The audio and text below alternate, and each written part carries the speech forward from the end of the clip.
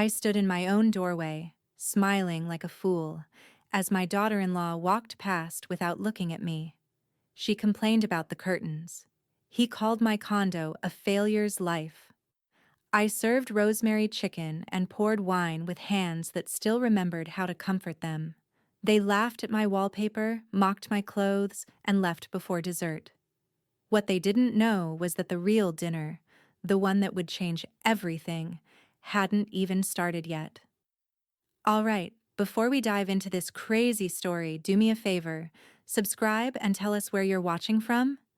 Caroline Mercer smoothed out the creases in the plaid tablecloth, her fingers lingering over a small wrinkle near the edge. She'd folded it from memory, just like her mother used to do, pressing each corner until it sat perfectly square. On the table, 3 mismatched candles flickered inside mason jars, casting soft halos across the wood. The air smelled faintly of rosemary and roasted chicken. A homemade apple pie cooled on the counter beside 2 chipped plates, 2 wine glasses, and a folded cloth napkin shaped like a swan. She checked the time again. 7:42 p.m. They were already over an hour late. Caroline stared at the front door, waiting to hear footsteps or the sound of Darren's car in the gravel lot outside. Nothing. She looked down at herself. Blue blouse, pearls, soft gray slacks, and adjusted the collar like she hadn't done it twice already. The silence inside the condo pressed in like insulation. Only the gentle tick of the wall clock reminded her she wasn't frozen in place. The knock finally came at 7:56. No apology. Just a couple of half-hearted raps before the door creaked open. "Hey," Darren mumbled as he stepped in, scrolling through his phone. Brittany followed, sunglasses still on despite the evening hour.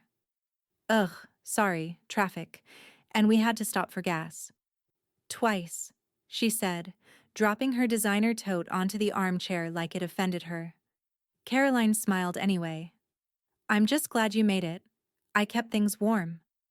"Oh wow," Brittany said with a fake grin, looking around. "It's like stepping into 1982. Darren chuckled as he peeled off his coat. "Seriously, Mom, these curtains? Haven't you ever heard of modern decor?"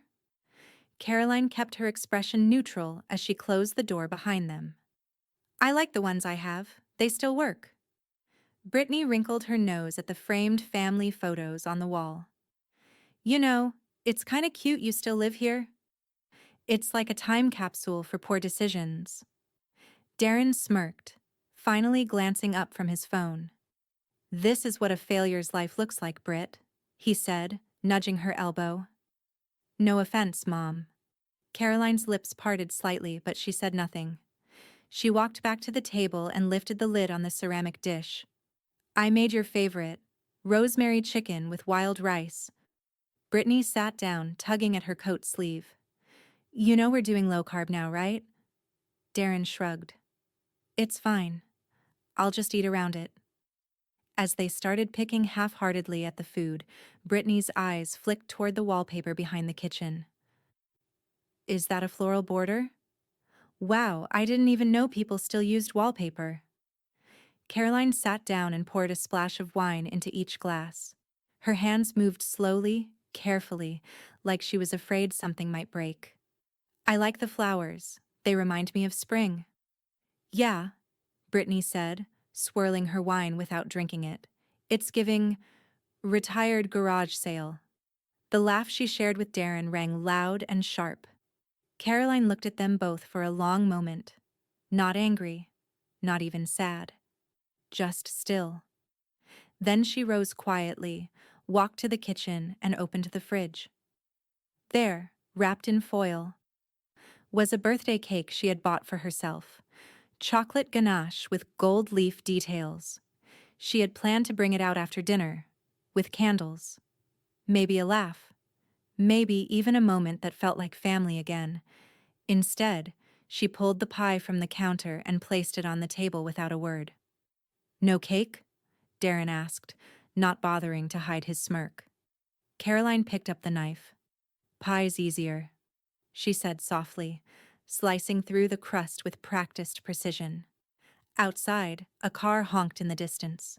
Inside, the clink of fork against plate filled the room. She placed a slice in front of each of them, then finally sat down and took one for herself. But she didn't eat. Her eyes moved past them, settling on a drawer beneath the hutch. Locked. She exhaled quietly and smiled.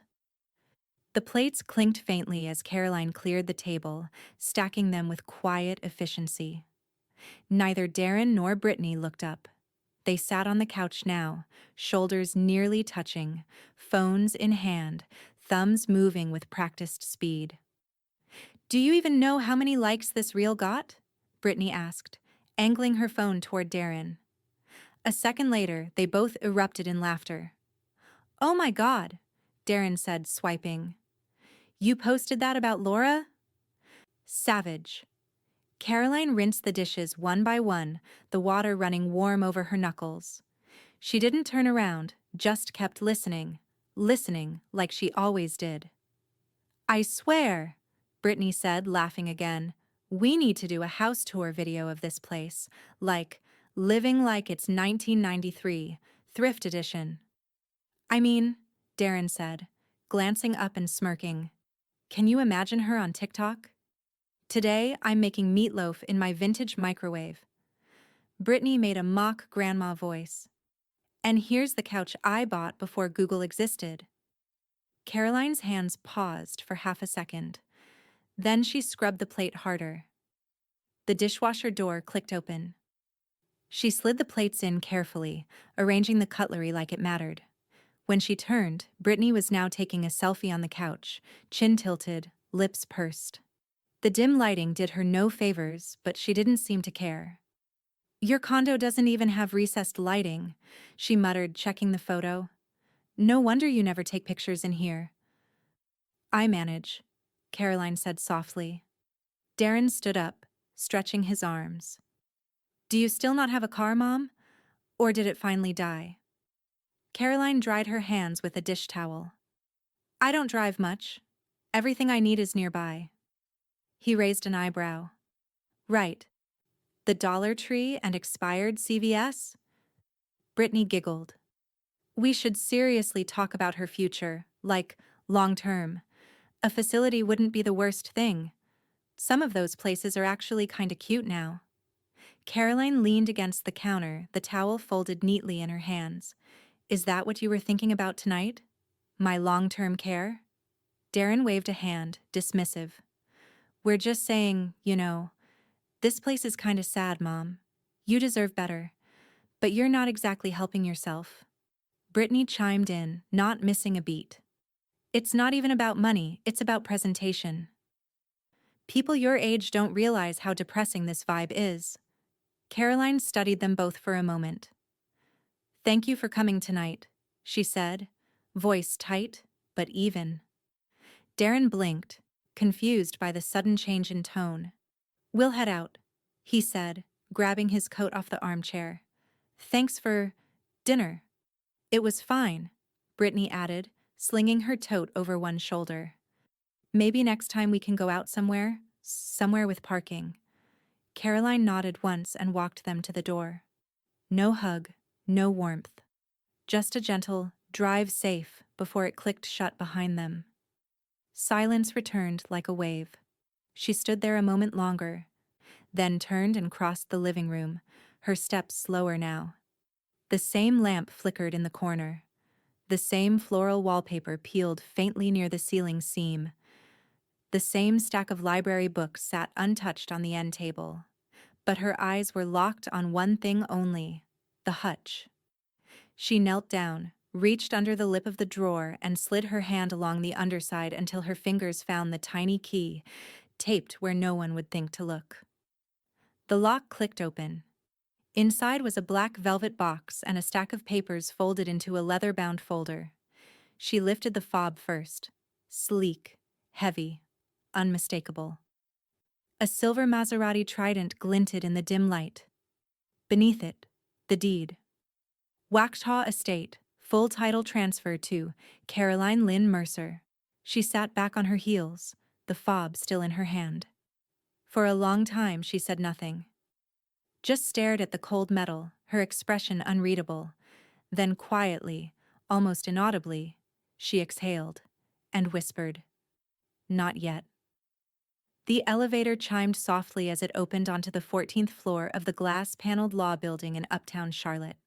Caroline stepped out, heels tapping steadily across the polished stone floor, her posture straighter than it had been in years. She wore a navy coat that reached just past her knees, one hand gripping the leather strap of a structured handbag, the other curled tightly around the Maserati key fob tucked in her coat pocket. Not for show, but for reminder. The receptionist glanced up, recognized her immediately, and smiled. "Ms. Mercer? Ms. McKnight will see you now." The office was at the far end of the hallway, corner unit, wide windows, filtered light, a towering bookcase on one wall, framed degrees on the other. No clutter, no ego, just clean precision. Eva McKnight stood to greet her. Same age, different rhythm. Where Caroline moved quietly, Eva moved with subtle force.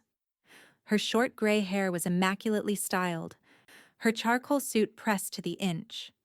"It's been too long," Eva said, pulling her into a brief but sincere hug. "Sit. I've had the file ready since Tuesday." Caroline slid into the leather chair across from the desk, setting her bag gently down beside her. "I didn't expect to feel nervous." Eva smiled tightly. "Most people don't until they see the commas." She turned her screen toward Caroline and clicked into the digital vault. Her fingers moved with muscle memory. Password, encrypted login, two-factor verification. Then, numbers. A lot of them. Caroline inhaled as the balance loaded across the screen. $8,144,327.19, bolded in green. The trust. Her brother's legacy. Now hers. "And that's just what's matured from the primary holdings," Eva said, folding her hands.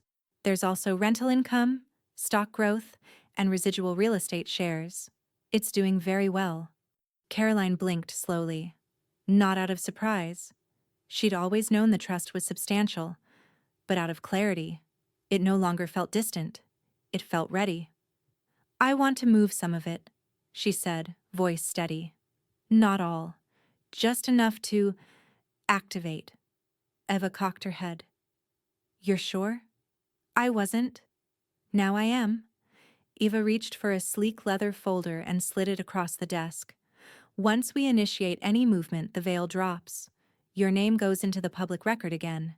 Taxable, reportable, traceable. This isn't a trickle. It's a spotlight." Caroline leaned forward, her fingers tracing the edge of the folder. "They've already decided who I am, what I'm worth. They mocked me in my own home. On my birthday." Her voice didn't rise, but her eyes sharpened. "I'm not looking for approval. I'm looking for change." Eva studied her for a beat, then gave a small, respectful nod. "Then let's begin." She opened the folder, revealing a set of trust transfer forms marked with yellow signature flags. Her pen clicked. Caroline took it. "I'd like to start with the Waxhaw estate," she said. "Full renovation, open market appraisal, and I want new insurance." Eva wrote a quick note beside the line item. "Tristan Blake still your agent?"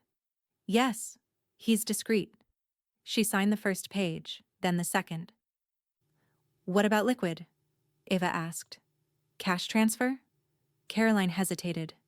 "Set up a personal account at First Citizens. I want the monthly cap at $20K. Anything above that routes to a community foundation." Eva looked up, eyebrows raised. "That's generous." "I want to build something I don't have to explain," Caroline said. "Let the actions speak." A silence settled between them, not awkward, weighty, decisive.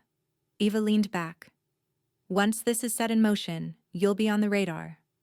Real estate brokers, wealth trackers, family. This can't be undone." Caroline slid the final page toward her, pen hovering over the signature line. "That's the point." She signed with a single stroke. Eva closed the folder, eyes unreadable. Well then, happy birthday. A smile flickered across Caroline's lips. Isn't it? She stood, adjusting her coat, the fob now cool in her hand. Outside, the skyline of Charlotte shimmered behind the glass, full of noise, traffic, movement. But inside her, everything was suddenly clear. She reached the door. Caroline, Eva said quietly behind her. She paused, hand on the doorknob. Are you planning to tell them? Caroline turned her head slightly. Not yet, she said. I want them to watch it unfold. The wrought iron gates parted with a slow, hydraulic groan as Caroline's rented black Lexus rolled up the winding, oak-lined driveway. Spanish moss clung to the branches overhead, softening the sunlight into golden threads that danced across the windshield. At the crest of the hill, the house came into view. It was exactly as she remembered, and somehow, more. The three-story Georgian-style estate stood tall and silent behind manicured hedges, with white columns catching the morning light like polished ivory. Not a single shutter was askew, not a leaf out of place. The lawn had been freshly mowed in sharp, diagonal lines. Caroline pulled to a stop in the circular gravel turnaround and sat there for a moment, hands still on the wheel.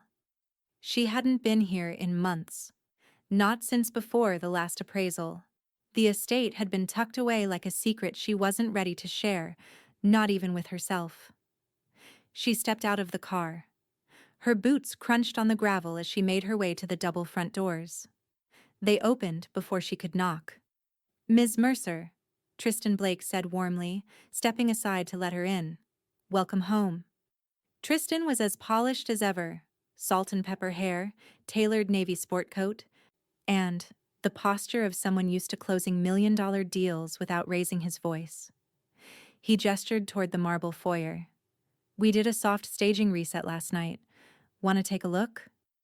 Caroline walked in slowly, eyes sweeping across the grand staircase, the gleaming hardwood floors, the brushed gold chandeliers.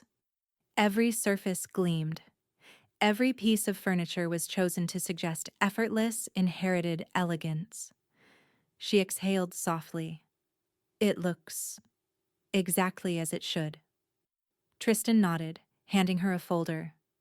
Markets moved since our last conversation.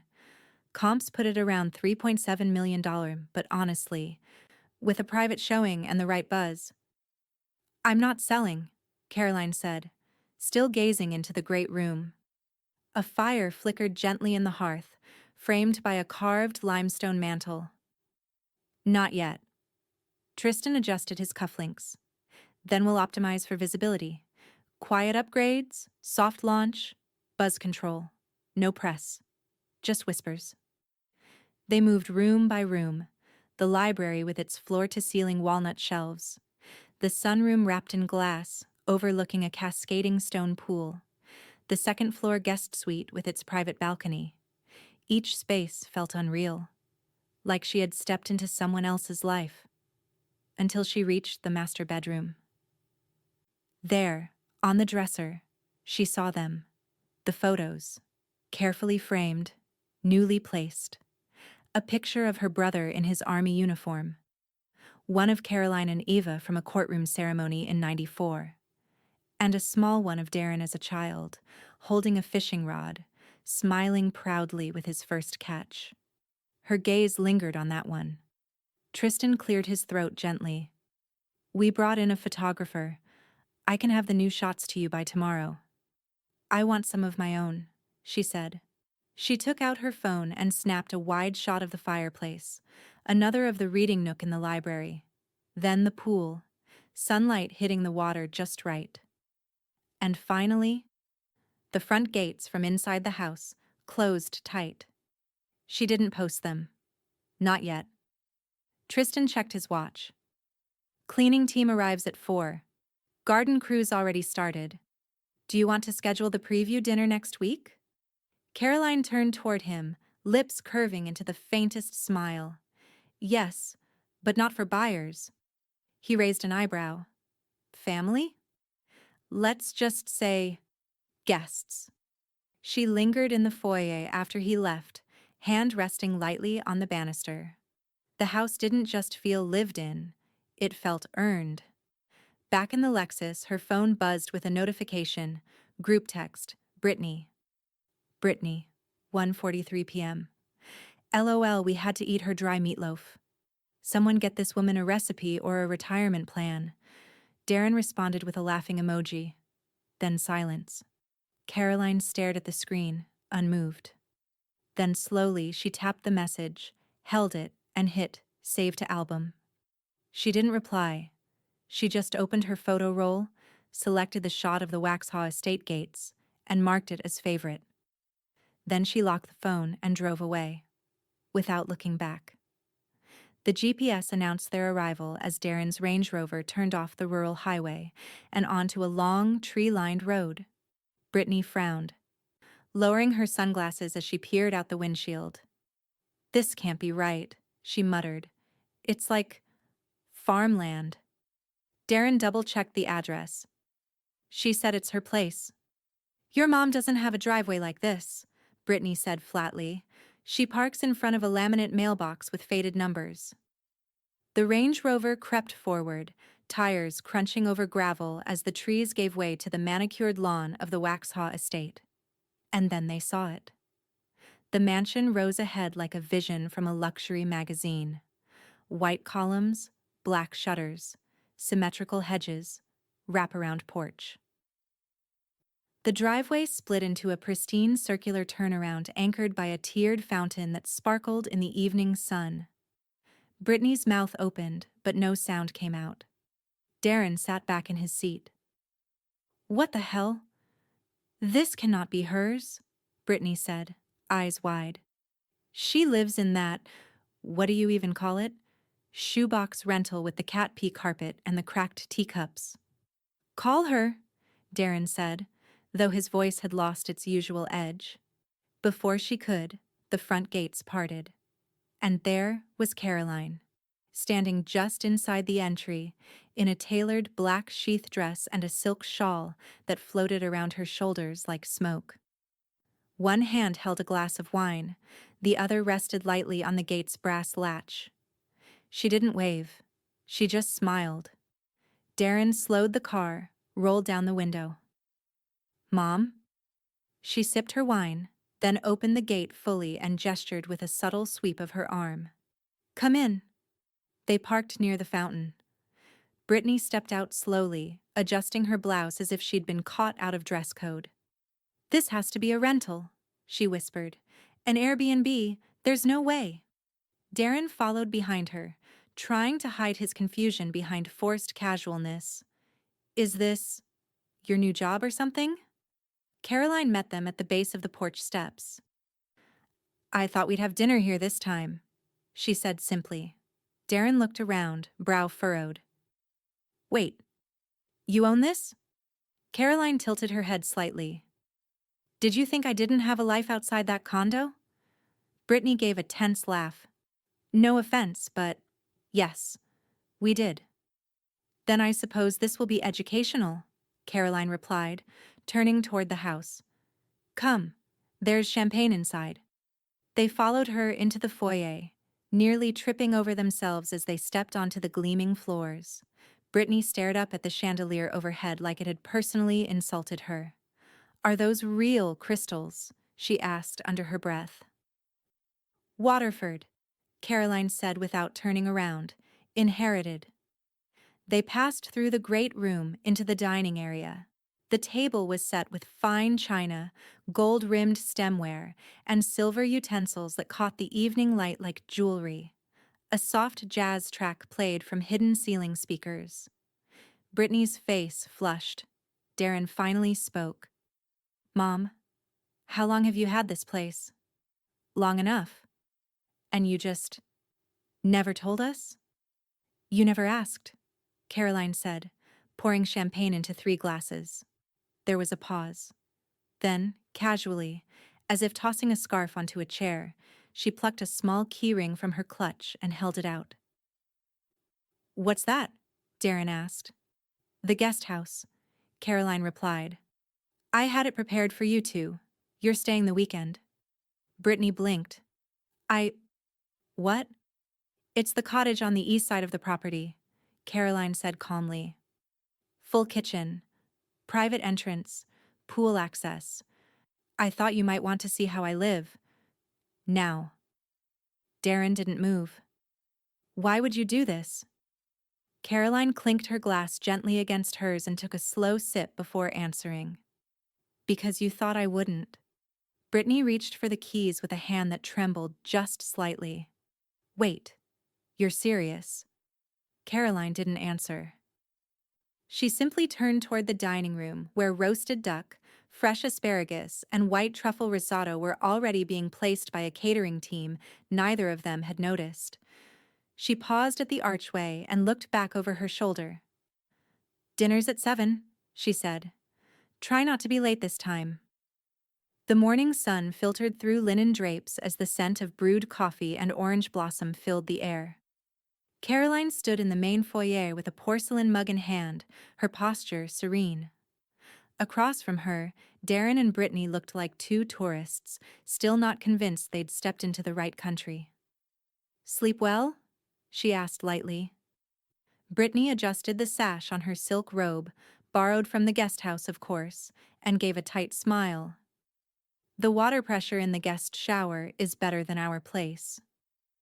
That's because the pipes are copper, Caroline said, already walking. Come, you haven't seen the East Wing.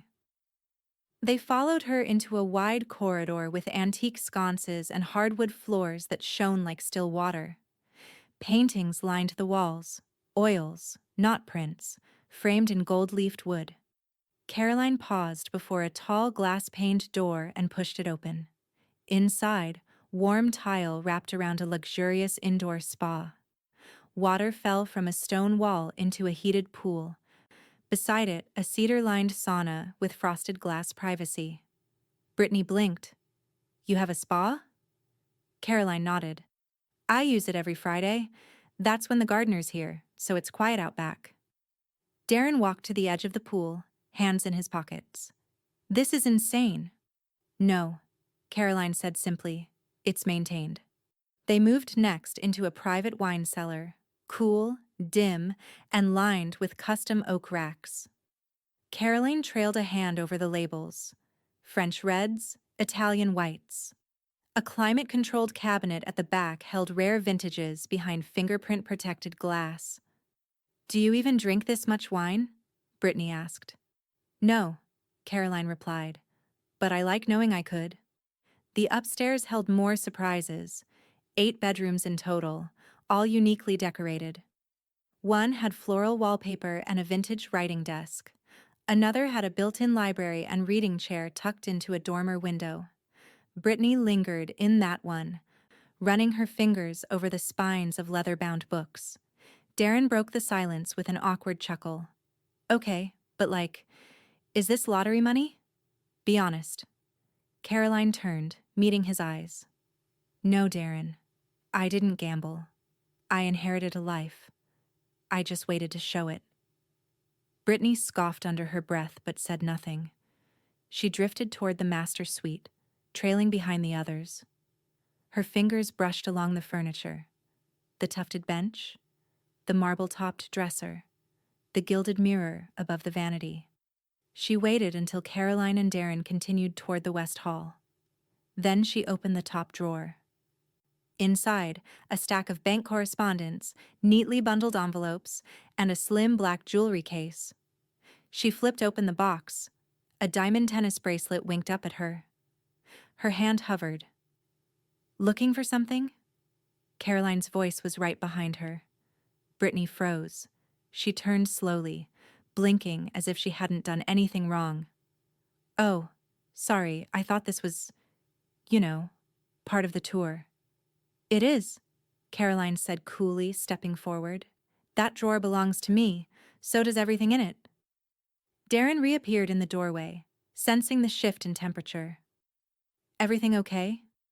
Of course, Caroline said smoothly, closing the drawer with 2 fingers. just giving Brittany the full experience. She smiled. Not warm, not cruel, just knowing. Brittany stepped back, visibly flushed. I wasn't. No need to explain, Caroline said. Some people like views, others like drawers. She breezed past them and descended the main staircase, her footsteps light as air. Downstairs, the smell of lemon polish and fresh lilies greeted them. Caroline stood at the base of the stairs, looking up at them now, one eyebrow ever so slightly raised. Lunch will be served by the pool, she said. There's a table for two. Then she turned and walked out the glass doors without another word. The sun dipped low over the Waxhaw estate as dinner was set beneath a pergola strung with cafe lights. The table shimmered with polished silver cutlery and pale linen napkins folded like calla lilies. A breeze carried the scent of lavender and charred rosemary from the outdoor kitchen, where a private chef plated duck confit and grilled artichokes. Caroline sat at the head of the table, posture poised, expression unreadable. Brittany was all smiles now, bright, rehearsed, too much teeth. This table setting is stunning, she gushed, smoothing the hem of her sundress. I mean, you have such an eye. You always did, honestly. Caroline raised a brow. Did I? Oh, for sure, Brittany said quickly. I used to tell Darren, even when we first met, your mom's got this classic taste, understated elegance. Caroline sipped her wine and didn't respond. Darren jumped in, his tone more casual, trying to ride the wave without appearing to beg. We just don't get it, Mom. Why all the secrecy? Why hide this from us? I wasn't hiding, Caroline said, gently setting her glass down. You just weren't looking. There was a pause as the server placed a dish in front of each of them, garnishing it with edible flowers. Brittany leaned forward, trying again. I mean, this life, it suits you. You wear it so naturally. Caroline tilted her head. So naturally you assumed I was poor. Brittany's fork hovered in the air for a beat too long. Darren laughed lightly, forcing a shrug. Okay, sure, we made jokes. But come on, you lived like you were one bad step away from calling Meals on Wheels. You let us believe that. I let you speak, Caroline said calmly. That's different. They ate in awkward silence for a few moments, the soft clink of cutlery against porcelain suddenly louder than the music. Then Brittany spoke again, sweetly but with a tremor beneath it. So, the Maserati in the driveway? Is it yours? Caroline looked up. It is. Brittany's voice brightened instantly. Oh my God, I've always wanted to drive one of those. I bet it purrs. It does, Caroline said. She took a bite, chewed slowly, then added, smooth, fast, and absolutely indifferent to flattery. Darren cleared his throat. We were actually gonna ask, would you mind if we borrowed it tomorrow? Just for a drive? Not even far. Maybe into the city. Caroline folded her napkin slowly and placed it beside her plate. No. Brittany blinked. Wait, what? I don't lend things, Caroline said softly, to people who insult me. Darren stiffened. We're not trying to insult you. We're trying to connect. Caroline's eyes flicked between them. Is that what you think this is? Brittany sat back hard in her chair, her mask of charm cracking. You were poor 3 days ago, she snapped. Don't act like you've been this person all along. The table went dead silent. Even the cicadas seemed to hush. Caroline didn't flinch. I was never poor. I just never performed wealth for your comfort. Darren leaned forward, voice lowering like he could still salvage something. Mom, we're family. You are also guests in my home, Caroline said, rising slowly. And you still are. She turned toward the house. Darren's voice chased her like a plea. So that's it? We just... What? Sit here like we don't matter? Caroline paused under the soft glow of the pergola lights. You matter more than you think. That's why I let you see it. Brittany scoffed. Let us see it? You gave us a tour like we were tourists. You fed us and dressed us up, and then baited us. Caroline didn't look back. No, I gave you a glimpse of what it feels like when someone rewrites the script. She disappeared into the house, leaving the pergola behind. The ballroom shimmered under 100 crystal chandeliers, each one casting golden light across champagne flutes and polished marble. Caroline stepped out of the black town car, handing her invitation to the valet with a soft "thank you" before ascending the front steps of the Charlotte Civic Trust's annual gala. Her gown was navy satin, sleeveless, structured, with a jeweled collar that caught the light every time she moved. She wore her hair swept into a soft chignon, understated but firm, the way she always carried herself when things really mattered.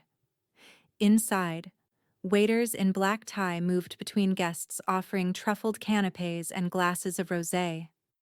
Music played low. Strings, elegant and forgettable, a soundtrack for quiet money. Caroline didn't know everyone, but they knew her. Ms. Mercer, we're thrilled you joined as a primary sponsor this year. The Waxhaw Estate. I heard the gardens are something out of Versailles. I've been meaning to reach out about foundation work. Your name keeps coming up. She smiled, gave gracious nods, accepted compliments with the ease of someone who no longer needed them. Across the room, the photographer from the Charlotte Herald raised his camera. Just a moment, Ms. Mercer. Caroline stepped into frame between two board members, a local banking executive and a retired senator. Flash, flash. Her expression, composed, precise, slightly amused. Meanwhile, 25 minutes away in a dim condo kitchen, Brittany sat at the island counter, scrolling furiously through Instagram. Her thumb hovered over a story tagged, "Yash Charlotte Civic Trust Gala." And there she was. Caroline, centered between power and prestige, captioned, "One of our most elegant new benefactors, Ms. Caroline Mercer." Brittany stabbed the screen with her finger.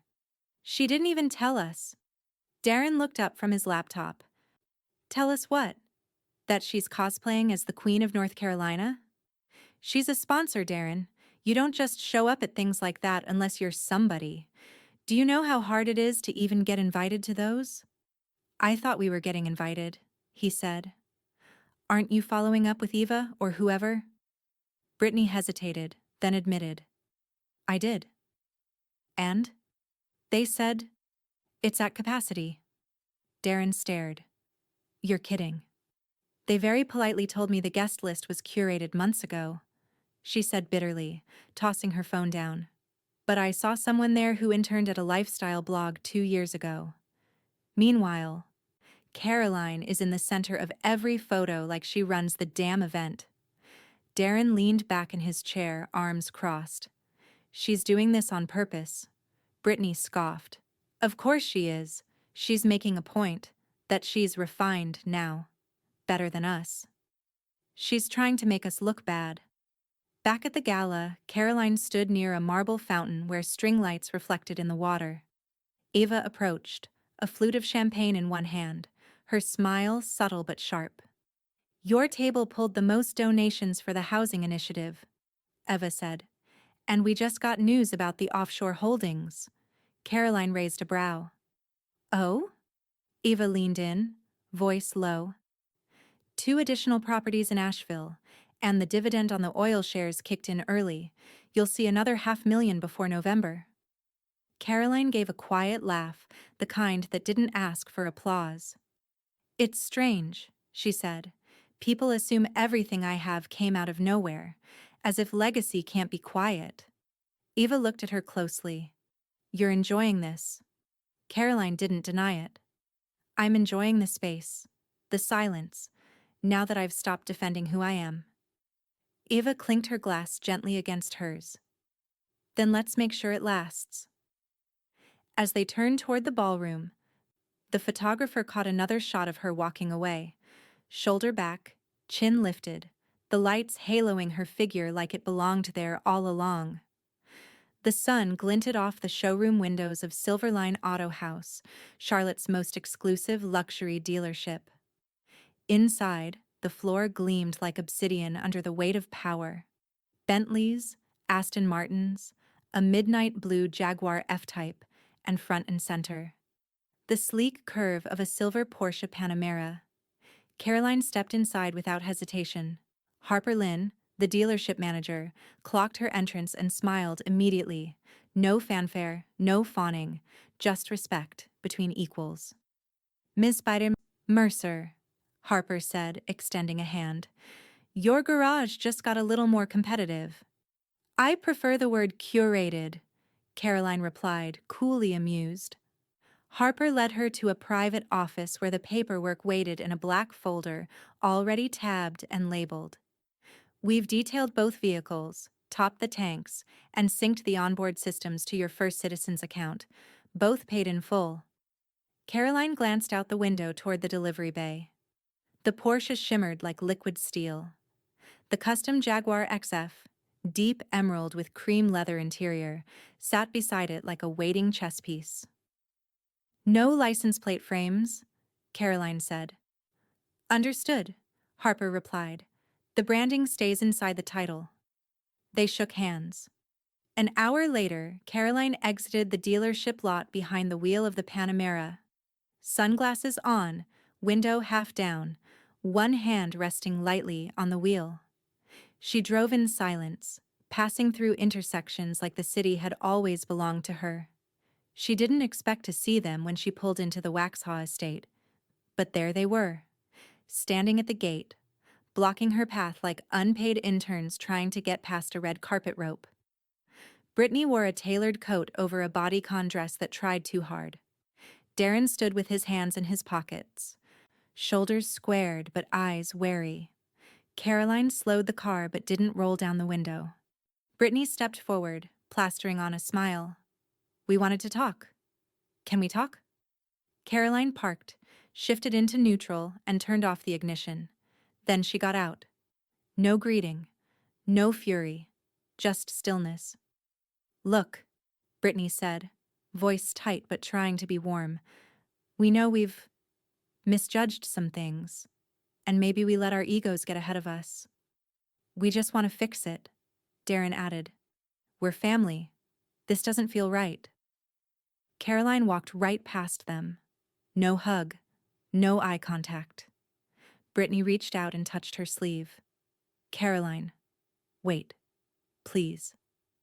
Caroline stopped, turned. Her voice was quiet, measured. You both had years to treat me with kindness. You picked convenience instead. Darren exhaled like it physically pained him. We were dumb. We admit it. But that doesn't mean you get to act like a stranger. She reached into her purse and handed him a glossy brochure. Legacy Financial, Rebuilding After a Setback. Darren stared at it like it was written in another language. You're our mother, he said, the words sharp with betrayal. You're acting like you're some outsider. Caroline met his gaze, the first time all day. No, she said. I'm just not the woman you assumed would stay small so you could feel big. She turned toward the house again, heels clicking lightly on the stone path. Behind her, Harper pulled into the circular driveway in the Emerald Jaguar. She parked it beside the Panamera, stepped out, and walked over with the paperwork folder. I just need your final initials, Harper said. Caroline signed without looking. Then Harper hesitated, glancing at Darren and Brittany near the gate. She lowered her voice slightly. For what it's worth, she said, your daughter-in-law applied for dealership credit last week. For a Ghibli. Caroline looked up, brows lifting. She was denied, Harper finished. Preliminary check didn't even clear. Thought you'd want to know.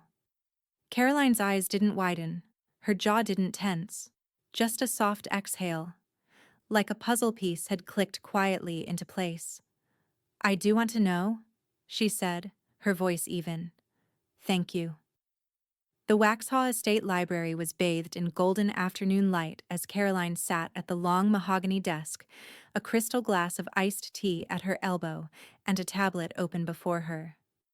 One by one, she scrolled through monthly statements, property tax receipts, wire confirmations, charitable distributions. No red flags, no overdrafts, no collections. Her life, on paper, was silent and flawless. Eva had once told her that wealth didn't just amplify people, it exposed them. Carolyn was beginning to understand that. She signed off on a quarterly disbursement for the local housing trust, then approved a final invoice for the estate's new solar panels. One more swipe and she reached her favorite page. The trust ledger. 8 figures, quiet, untouched, growing. Her phone buzzed. Darren, 1:42 p.m. Hey, got a sec? Quick favor. Caroline stared at the message for a long moment, then slid her finger across the screen. Hello, Darren. He sounded rehearsed. Hey, Mom. So, I hate to even ask this, but things have been a little tight lately. We're between tenants on the duplex and there's been this delay with Brittany's brand deal payout and… What do you need? She interrupted. A little help with rent. Temporary. Just to float us. Britt's reaching out to a couple friends too, but you know how it is. Caroline didn't sigh. She didn't shift. She simply opened her browser and tapped to her foundation's website. You can apply for assistance through the Charlotte Family Rebuild Grant. It's part of the foundation I launched last month. There was a pause on the line. Then, wait. You mean, like fill out a form? Everyone does, she said evenly. No guarantees, but applications are reviewed fairly. Mom, we're not strangers. We're family. Caroline stared out the arched window at the garden, where yellow finches flitted between stone bird baths. Then act like it, she said, and hung up. Later that evening, Caroline sat on the veranda, a silk scarf draped across her shoulders, tablet in hand again. This time, checking something less elegant. Brittany Mercer's Instagram story. The posts were nonstop. A filtered photo of a white Tesla Model X, a screenshot of a fake stock portfolio showing $287K in gains. A flat lay of borrowed designer jewelry tagged, Boss Wife Energy. Caroline scrolled past each lie with clinical detachment, a trained librarian recognizing forgery on sight. She stopped at one story, a cropped photo of her own foyer, posted as if it were Brittany's. Caroline didn't respond. She simply screen captured it, saved it in a folder titled Documentation, Public Claims. Then, her phone buzzed again. Eva. Tell me it's good news, Caroline said. It is, Eva replied. The Foundation Board approved your scholarship arm. You're officially a named endowment. Caroline's eyes softened. And the parameters? Single mothers, over 30, returning to school after hardship. No legacy applicants, no exceptions. Caroline smiled. Perfect. Eva's voice sharpened with satisfaction. You'll announce it at the luncheon. The luncheon. A week later, Caroline stood beneath the pergola again. The same one where Darren and Brittany had once tried to sweet-talk their way into her garage. This time, she stood beside a sleek podium, surrounded by women in suits and spring dresses, a catered spread of salmon tartines and blood orange salad laid out across silk-draped tables. Crystal pitchers glinted. Name tags shimmered. A brass plaque nearby read, "The Mercer Foundation for Women Reclaiming Their Path." Today isn't about wealth, Caroline said into the mic. It's about what happens when silence ends, when women stop asking for permission and start building from their own strength. Applause. Long and real. As the guests filtered toward the buffet, Caroline felt a shift in the air. Not just respect, but legitimacy. She wasn't the story behind the money. She was the architect. The eviction notice was short, clinical. Notice to vacate. Unpaid balance. 4,116.32. Final deadline. October 1st. Attached. An image of the front door with a neon orange paper taped to the glass. Caroline stared at the photo message for a long, unmoving minute. From Darren. I didn't know it was this bad. Can we talk? Her thumb hovered over the message. Then slowly, without anger, without commentary, she tapped delete. Not archived. Not replied. Gone. The morning was crisp and still when she walked down the tree-lined path toward the stables. The scent of fresh hay and cedar shavings filled the air, and a barn cat slinked between her ankles as she passed. 2 chestnut mares nickered softly from their stalls as she approached. Carolyn opened the bin, scooped oats into a rusted blue pail, and poured it gently into the trough. The horses nudged her hands, familiar, warm, unjudging. She stroked the side of the oldest mare's neck. You're the only girls I know who never pretend to be something you're not. They blinked at her with slow-lashed calm. Footsteps echoed behind her. Ms. Mercer, said a voice, warm, male, casual. Got a delivery for you. Caroline turned to see Reggie, the estate's ground supervisor, holding a sleek wooden box. Vineyard shipment came early. Thought you might want it yourself before I stack it in the cellar. He handed her the box. Inside, a bottle of Bellevine Reserve, label gold embossed with the words, Private Owner. Caroline L. Mercer. She chuckled under her breath. Still not used to seeing that. You better get used to it, Reggie said. They want to feature you on the back label next season? Caroline smiled. Then I'll need better headshots. Reggie tipped his cap and walked back toward the utility truck, the sound of gravel crunching under his boots. She lingered at the stable gate a while longer, cradling the wine box in one arm, breathing in the scent of dry grass and animal warmth. The only place lately that still felt untouched by performance. That afternoon, Caroline poured a glass of the new vintage and settled onto the sunroom's chaise with her tablet. She knew what was waiting before she even opened Instagram. Brittany Mercer. Sometimes the people who raised you are the first to forget how to love. Attached. A selfie in poor lighting, mascara carefully smudged. Captioned, Us abandonment is abuse. Family is family. Caroline didn't flinch. She didn't save it. She didn't respond. But she did swipe to her own profile. Quiet. Rarely used. Just 5 photos total. She tapped New Post. The image she chose was stark and unfiltered. Caroline in a slate gray coat, standing before the wrought iron gates of the Waxhaw estate. Her hand rested lightly on the stone column. No smile, just stillness, poised and alone. No caption, no hashtags, just a location tag. Home. She posted it. 10 minutes later, her phone buzzed again. Darren, 3:04 p.m. We're your family. You don't have to freeze us out. This isn't who you are. She didn't reply. Instead, she stood and walked outside, letting the autumn air settle over her like a second skin. Wind rustled through the trees. A hawk circled overhead. There was no rage in her anymore, only clarity. Caroline leaned back in the leather chair of Eva's office, the late afternoon sun casting long amber streaks across the polished conference table. She sipped her Earl Grey, no sugar, and tapped her index finger once against the porcelain rim.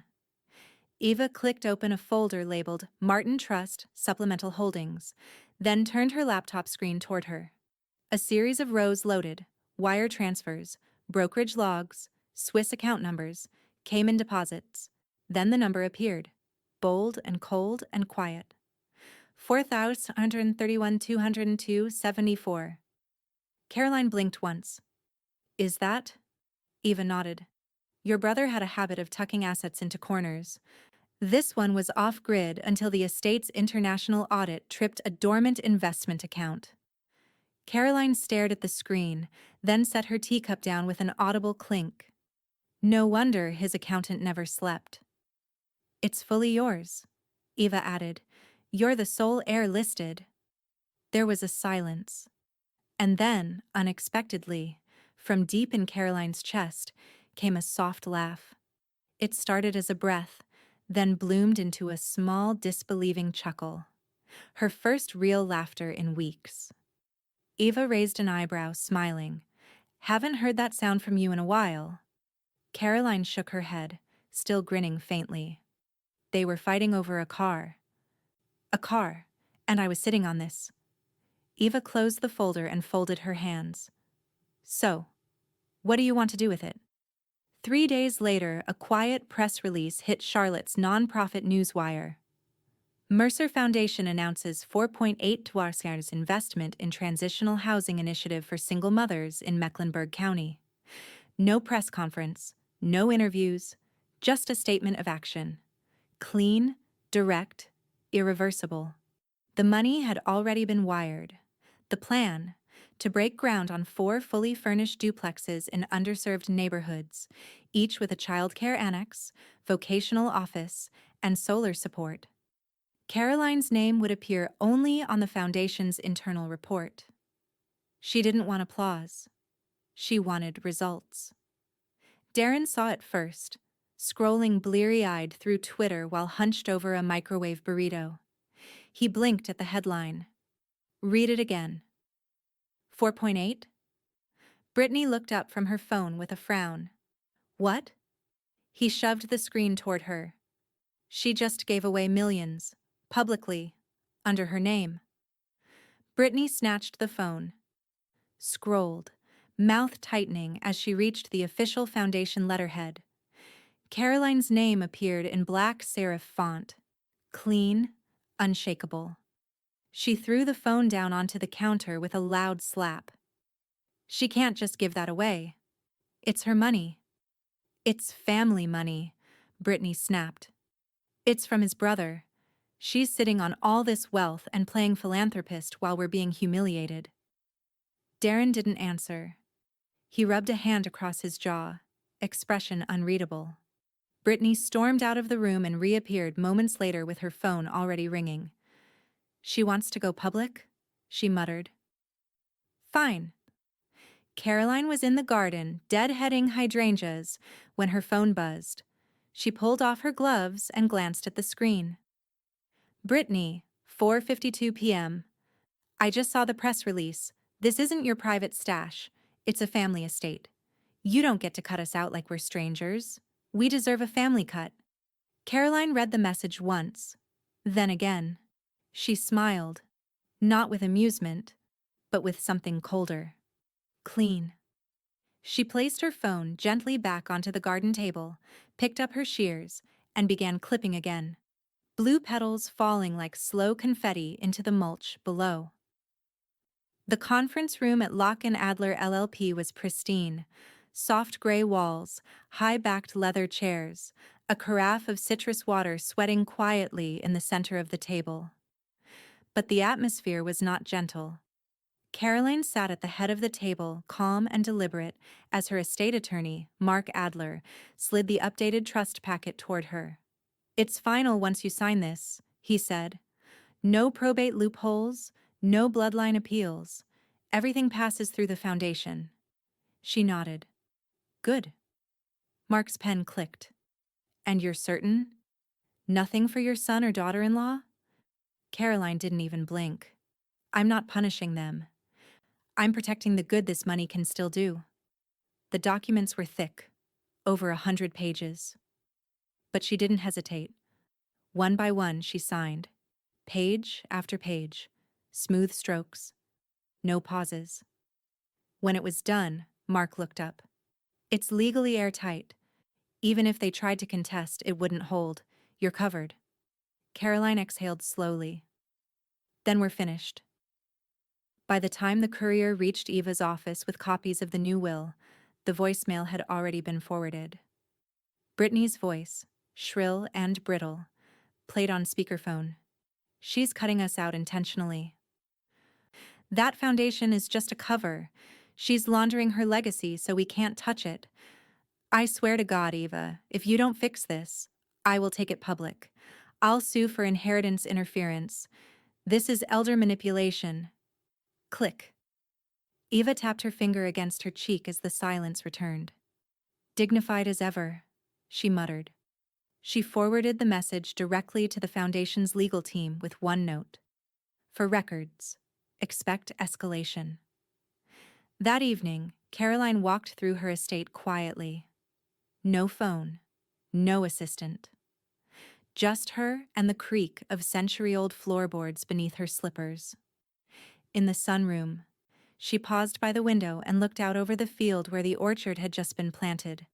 Rows of saplings stood straight and evenly spaced, backed by twilight. Generational growth. Slow, quiet, unstoppable. She smiled. Across town, Brittany was pacing the length of her rental unit, phone pressed to her ear, wineglass half empty. She's manipulating everything, she whispered. Rewriting it all while Darren just sits there.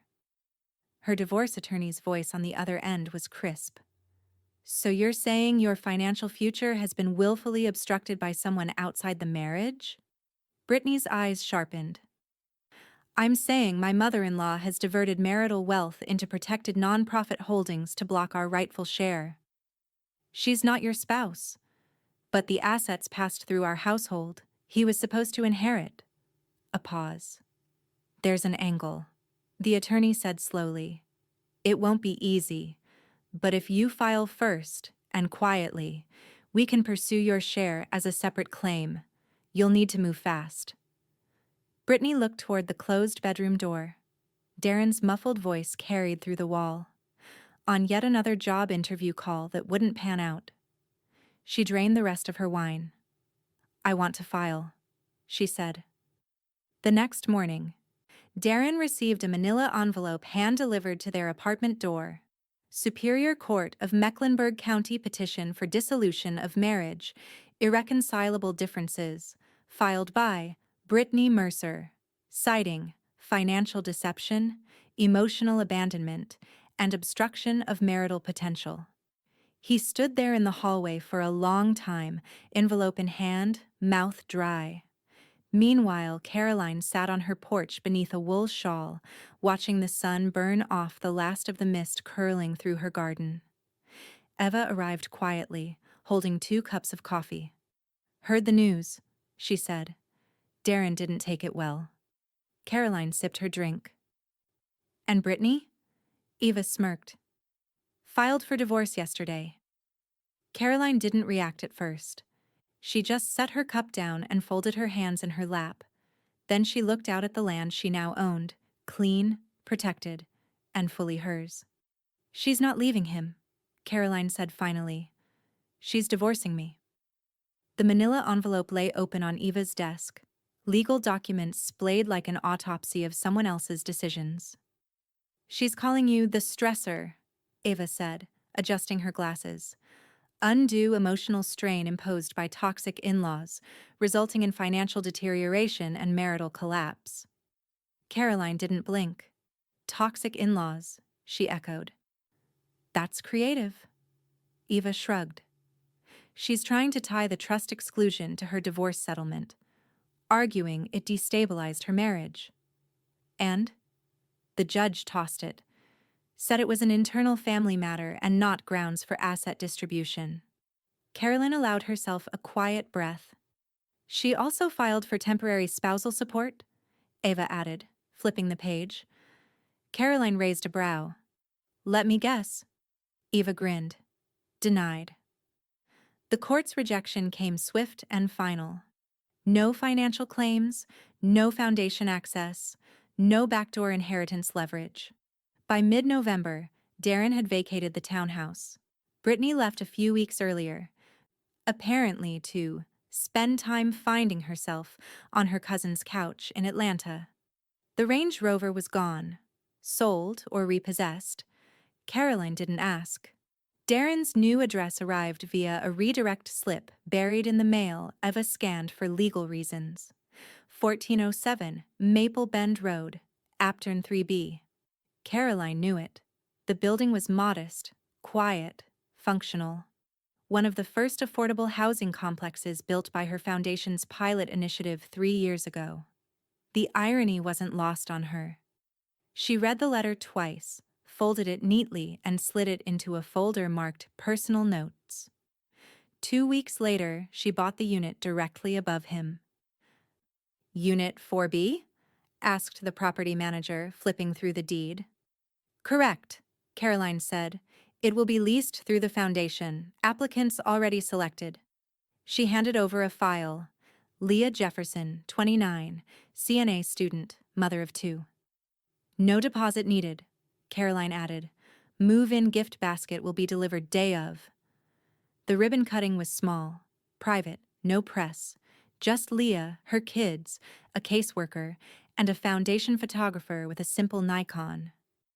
Caroline stood in a navy trench, handing over the keys as the boys, 5 and 7, ran through their new home, barefoot and giggling. A new table waited in the kitchen. Twin beds made up in blues and greens. A handwritten card from Caroline sat on the counter. This isn't charity.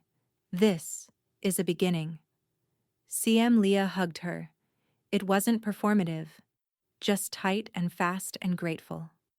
As they posed for the final photo, the flash caught the moment Caroline glanced toward the second-story walkway, where a single door had just opened. Darren stood there in a t-shirt and sweatpants, holding a takeout bag and staring down like he wasn't sure if it was real. He didn't wave. She didn't either. She simply smiled politely, the same way you might acknowledge someone from a former job at the grocery store. And then returned to Leah's boys, who were tugging her coat sleeve to come see their bunk beds. Later that night, Darren sat alone on the edge of his new bed, takeout forgotten on the counter. From his window, he could hear faint laughter upstairs, not mocking, just warm, whole. He scrolled through his phone, paused over Caroline's profile, thumb hovering. He didn't message her. He just stared, and then shut it off. Meanwhile, Caroline sat by the fireplace in her study, reading the Foundation's quarterly impact report. She flipped to the final page, where photos from the ribbon cutting were pasted alongside 2 sentences. Unit 4B now occupied. Program feedback. Exceptionally high satisfaction. Her gaze lingered on one of the photos. Leah's younger son had wrapped his arms around her midriff, face buried against her coat. She was smiling, not for the camera, but for him. Caroline closed the report. Outside, the wind shifted through the orchard. Leaves curled and fell. Inside, everything was still. But not stuck. Not anymore. Golden light spilled across the Waxhaw estate like honey, bathing the garden in warmth as the guests arrived in quiet waves. The pergola had been dressed in linen and wisteria, the same spot where awkward dinners and revelations had once unfolded. But tonight, it was something else entirely. Celebratory, dignified, private. A birthday, yes, but more than that, a rebirth. Caroline stood at the garden center in a deep plum silk dress, her silver hair swept back, a brooch at her collarbone that once belonged to her mother. No crown, no fuss, just presence. Ava arrived first, carrying a book wrapped in tissue and tied with gold ribbon. You made it another year without letting anyone steal your peace, she said, pressing the gift into Caroline's hands. Barely, Caroline replied, smiling, but I'll take the win. Next came Reggie, cleaned up in a charcoal blazer, carrying a box of wildflower seeds and a handwritten card. You always did like things that grow slow and stay strong, he said. I like people like that too, Caroline replied. Harper strolled in with a sleek bottle of Italian wine and her usual effortless charm. They tried to sell me on balloons, she said. I told them you were the type to pop your own. And leave no mess behind, Caroline quipped. Laughter rippled around them. The long garden table filled with faces Caroline had chosen, not inherited. Women from her scholarship program sat beside donors and estate staff, plates of lemon chicken and fresh basil pasta passed from hand to hand. There was no photographer, no influencer tags, just people. Caroline stood only once near dessert and raised a glass of champagne. "Thank you all for being here," she said, her voice even and warm. "I turned 67 today. I've outlived every woman in my bloodline." The table hushed. Sometimes people mistake your quiet for weakness. They think if you don't shout, you must not have anything worth hearing. She looked around the table, at students who had left shelters to pursue degrees, at Reggie who now ran the orchard, at Ava, who never let her forget what she was capable of. They were wrong. Applause broke out, real and full. But not everyone clapped. Because not everyone was allowed in. From the edge of the property, just beyond the private lot where the catering trucks were staged, a figure approached. Too fast, too loud for a guest. Brittany. She wore high heels unsuited for gravel and a white sheath dress that looked like a desperate nod to elegance. Her makeup was sharp, her expression sharper. "I'm here for Caroline," she said to the estate security guard. "I'm family." The guard didn't blink. "Your name isn't on the list." "She'll want to see me." He didn't move. "Ma'am, please step back." She scoffed, yanking out her phone. "You know what? Fine. I'll go live. Let's see how this philanthropist likes it when the world sees what she does to her own family." A second guard stepped closer. Brittany stared toward the garden where music played, laughter drifted, and plates clinked. Caroline didn't look over. She already knew who it was. She stayed seated, calm, composed, surrounded by the life she built, deliberately, unapologetically. The guards ushered Brittany away before she could even reach the fountain. Later, the sun melted low behind the magnolias. Most of the guests had gone. The table was being cleared. Lanterns flickered to life. Caroline walked the garden alone now, her heels soft against the flagstone path. She reached her Porsche, parked at the edge of the drive, gleaming under the dimming sky, and leaned against the driver's side door, arms folded, watching the last blush of daylight slip beneath the trees. Ava joined her after a few minutes, 2 cups of espresso in hand. "Still standing," she said, passing one to Caroline. "I always was," Caroline replied. She took a long sip, looked out at her orchard, her house, her gates. Her silence had once been survival. Now it was sovereignty. She smiled softly, set her cup down on the hood of the Porsche, and whispered, more to herself than to anyone else. "They tried to make me small. I built a life so big they couldn't enter it.